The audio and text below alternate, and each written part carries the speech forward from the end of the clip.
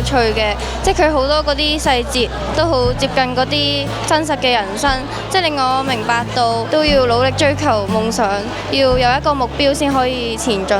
今次嗰啲導師都有好好咁教我哋點樣玩呢個人生規劃，跟住又可以